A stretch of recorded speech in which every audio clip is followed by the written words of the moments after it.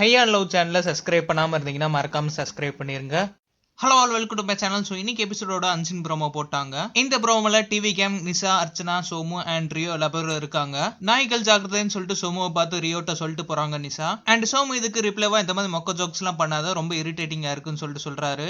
And Rio நிசாவோட மத்த speech எல்லாம் நல்லா இருக்கு, பட் ஜோக் நல்லாவே இல்லைன்னு சொல்லிட்டு சொல்றாரு. அண்ட் நிசா அதுக்கு என்ன நல்லா இல்லைன்னு சொல்லிட்டு கேக்குறாங்க. அதோட ப்ரோமோ முடியுது. பட் இந்த ப்ரோமோல ஈஸியா நோட் பண்ண விஷயம் என்னன்னா, நிசாவோட கழுத்துல நாமினேஷனோட போர்டு போட்டிருக்காங்க. சோ நிசா கண்டிப்பா அனிதாட்ட பேசியிருப்பாங்க. அண்ட் அனிதாவும் போனை வைக்கவே இல்லை. அண்ட் நிசாவும் நாமினேட் ஆயிட்டாங்க. சோ டீம் ஏல பாத்தீங்கன்னா ஆரி, நிசா, அர்ச்சனா, ரம்யா அண்ட் சனம், அந்த 5 பேர் அடுத்த வாரம் எலிமினேஷனுக்கு நாமினேட் ஆயிருக்காங்க. சோம்சேகர் ஒரே ஒரு ஆள் மட்டும் தான் அந்த டாஸ்க்ல சேவ் ஆயிருக்காரு, அதுவும் கேபர்லா விட்டு கொடுத்தனால. அண்ட் ரியோவும் சேவ் ஆயிருக்காரு. சோ டீம் ஏல 2 பேர் சேவ் ஆயிருக்காங்க அண்ட் 5 பேர் நாமினேட் ஆயிருக்காங்க. பிக் பாஸ் வீட்டுக்குள்ள ஃப்ளட் வந்தனால இந்த வாரம் டீம் ஏ மட்டும் தான் காலர் டாஸ்க் அட்டன் பண்ணிருக்காங்க.